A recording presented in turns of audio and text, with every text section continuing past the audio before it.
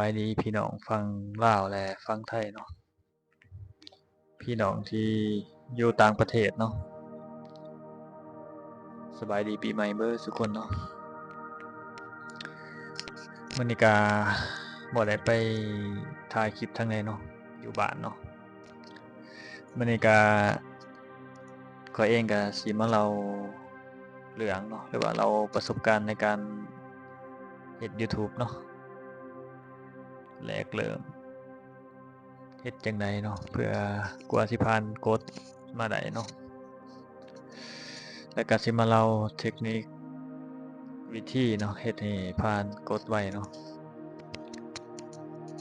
แรกเริ่มเนาะข้อยเองก็เริ่มเฮ็ดมีความคิดที่จะสร้าง YouTube ก็ย้อนกลับไปเมื่อปี2017-18เนาะซึ่งตอนนั้นก็มีความคิดแล้วเนาะอยากเฮ็ดอยากสร้าง YouTube เนาะตอนนั้นก็มีรุ่นน้องเนาะที่อยู่ข้างเรือนข้อยเนาะซึ่งเพิ่นเฮ็ดก่อนเนาะเกี่ยวกับ2เกมนี่เนาะผู้ติดตามก็ประมาณ100,000 ซับเนาะพี่น้องก็ได้ไปถามเพิ่นเนาะว่าสมัครเปิดช่อง YouTube จั่งใด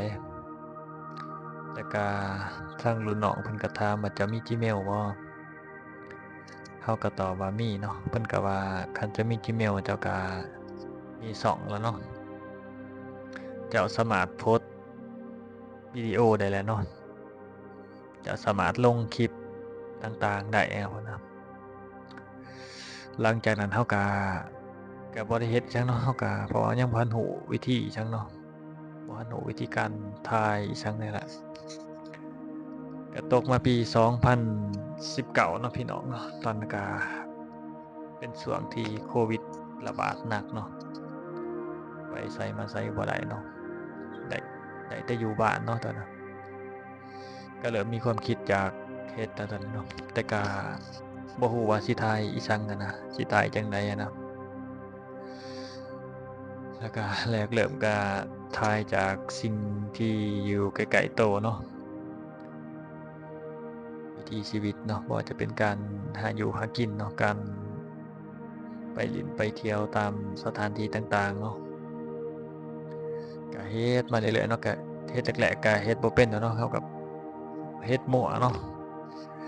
บางเทื่อถ่ายคลิปเราก็ทั้งตั้งทั้งนอนนี่ซักเนาะแต่ก็เฮ็ดมาเรื่อยๆเนาะเฮ็ดแรกๆก็พบความยุ่งยากหลายขั้นตอนเนาะพี่น้อง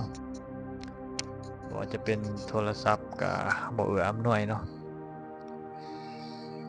เสียงก็บ่ได้อีกซักเนาะการถ่ายก็ถ่ายบ่เป็นเนาะเราย่างไปมันก็คือแผ่นดินไหวเนาะพี่น้องเนื่องจากโทรศัพท์มันบ่ดีอะเนาะท่านแต่ก็เฮ็ดมาเรื่อยๆเนาะ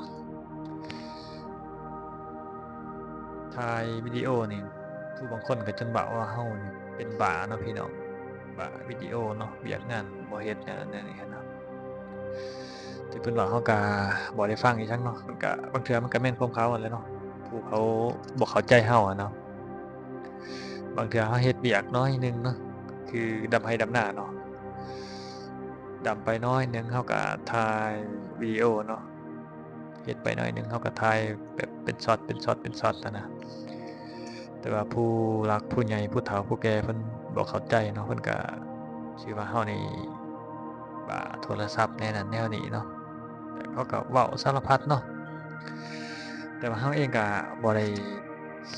ใส่ใจสนใจเพราะปานใดเนาะเราก็เฮ็ดของเราไปเรื่อยๆเนาะ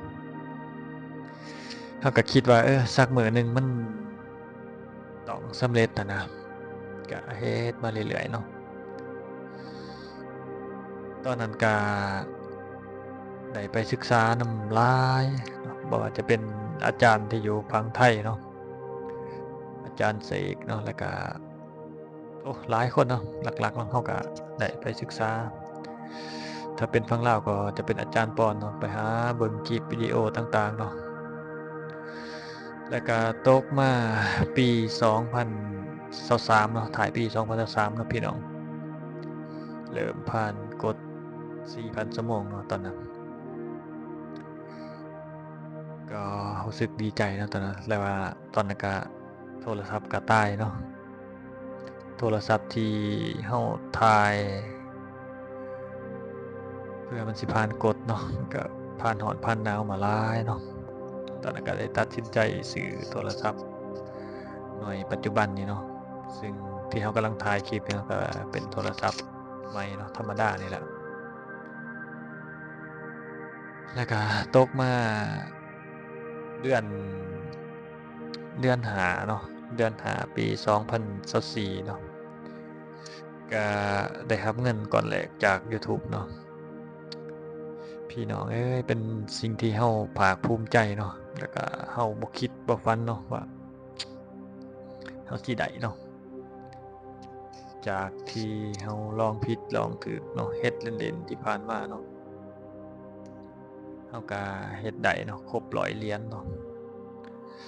แล้วก็ตกมาเดือน10เนาะ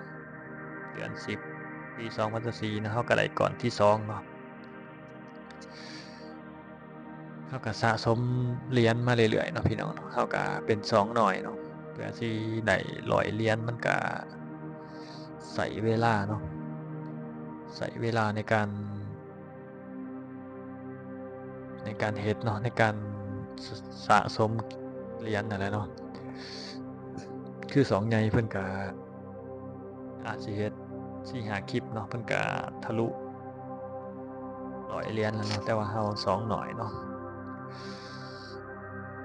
ก็คอยเก็บเนาะเก็บเล็กผสมน้อยไปเนาะเพื่อให้มันครบ100เหรียญเนาะ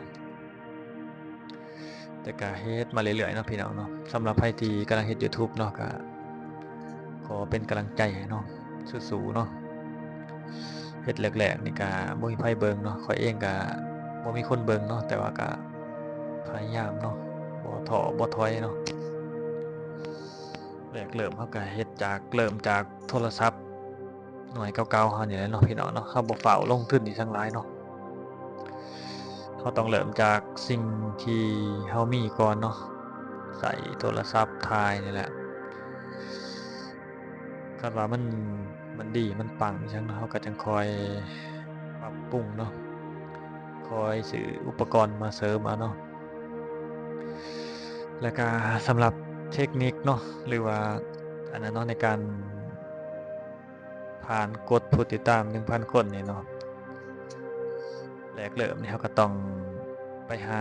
หมู่เนาะไปหาเพื่อนไปหาพี่น้องฝั่งไทยเนาะเพื่อมาให้เพิ่นช่วยเนาะช่วยดันเนาะแล้วก็สำหรับ 4,000 ชั่วโมงเนาะก็แนะนำให้พยายามลงคลิปเนาะลงคลิปมื้อละ15-20นาทีเนาะอย่างต่ำก็10นาทีซะคันเป็นไปได้ก็อยากให้ลงทุกวันเนาะพี่น้องแล้วก็ไลฟ์สดแหน่เนาะไลฟ์สดมื้อละชั่วโมงเนาะคันว่าพี่น้องเฮ็ดแบบนี้ทุกมื้อเนาะก็บ่เกินประมาณ3เดือนเนาะก็สิผ่านกฎเนาะก็สิสร้างรายได้ได้เนาะจากยูทูบเนาะอันนี้ก็เป็นเคล็ดลับเนาะเล็กๆน้อยๆเนาะที่เฮามาเล่านี่ก็บ่ได้อวดอีหยังเนาะเพราะว่ามันเป็นประสบการณ์เนาะประสบการณ์ที่เฮาเจอกับตัวเองเนาะ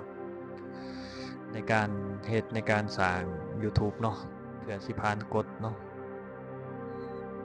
บางคนก็ง่ายเนาะพี่น้องเฮ็ดแป๊บเดียวก็ผ่านเนาะบางคนก็ยากเนาะอุปสรรคแต่ละคนมันบ่คือกันเนาะบางคนก็ไวบางคนก็ช้าเนาะแต่จังไดก็ตามเนาะสำหรับคนที่ผ่านช้าก็ต้องพยายามเนาะบื้นสู้เนาะอดทนเนาะจากมื้อมันต้องเป็นของเฮาเนาะเวลาเฮ็ดก็อย่าสิท้อถอยหลายเนาะอย่าสิเบิ่งคนอื่นเนาะมีแต่ว่าเฮาตั้งใจเฮ็ดตั้งใจสร้างของเฮาเนาะสร้างคลิปสร้างคอนเทนต์ให้มันดีเนาะ